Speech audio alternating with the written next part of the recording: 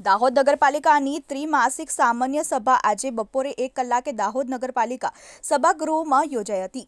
દાહોદ નગરપાલિકા આજે ત્રિમાસિક સામાન્ય સભા યોજાઈ હતી, જેમાં દાહોદ નગરપાલિકાના પ્રમુખ નીરજ દેસાઈ, કારોબારી ચેરમેન હિમાંશુ બબેરિયા, કાઉન્સિલરો, ચીફ ઓફિસર યશપાલસિંહ વાઘેલા તેમજ પાલિકાના અધિકારીઓ તથા કર્મચારીઓ અને પત્રકારો ઉપસ્થિત રહ્યા હતા। આ ત્રિમાસિક સામાન્ય સભામાં કુલ 38 મુદ્દાઓ એજન્ડામાં લેવામાં આવ્યા હતા, જે મુદ્દાઓને માત્ર 38 સેકન્ડમાં મંજૂરી આપી સામાન્ય સભા પૂર્ણ કરવામાં આવી હતી। ત્યારબાદ દાહોદ નગરપાલિકાના કારોબારી ચેરમેન હિમાંશુ બબેરિયા દ્વારા 2024-2025નું 12 કરોડથી પુરાંતવાળું બજેટ રજૂ થતાં સર્વસંમતિથી મંજૂર કરવામાં આવ્યું હતું। જેની શેખ ટીવી 18 ન્યૂઝ દાહોદ। નમસ્કાર। દાહોદ નગરપાલિકા આજે તારીખ 7/3/2024ના રોજ ત્રિમાસિક સામાન્ય સભા યોજવામાં આવેલ હતી। આ સભામાં 1 થી 38 મુદ્દા દાહોદ નગરના અલગ અલગ વિકાસના કામો, થોડા વહીવટી કામો, એવા અલગ અલગ કામો 1 થી 38 કામો અમે એજન્ડામાં લીધા હતા। આજે બહુ આનંદનો વિષય છે।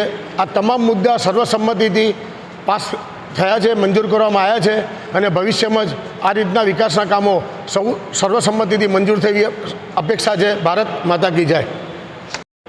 નમસ્કાર। આજરોજ તારીખ 7ના રોજ નગરપાલિકાનું સને 2024-25નું બજેટ રજૂ કરવામાં આવ્યું છે, જેની અંદાજિત રકમ 148 કરોડ 32 લાખની આજુબાજુ થાય છે। આ વાળા નગરપાલિકાના બજેટમાં અમે મોટાભાગે સફાઈ, પાર્કિંગ તેમજ અન્ય સુવિધાઓને અગ્રિમતા આપી છે।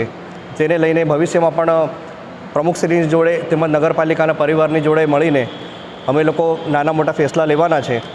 તેમજ નગરપાલિકાના ઇતિહાસમાં સૌપ્રથમવાર 12 કરોડની પુરાંતવાળું બજેટ રજૂ કર્યું છે। ભવિષ્યમાં જોતાં આના પછીના બજેટમાં પણ અમે આનાથી વધારે પુરાંતવાળું બજેટ રજૂ કરી શકીએ એવો તમારો નગરપાલિકા પરિવારનો પૂરો પ્રયત્ન રહેશે। ભારત માતા કી જય।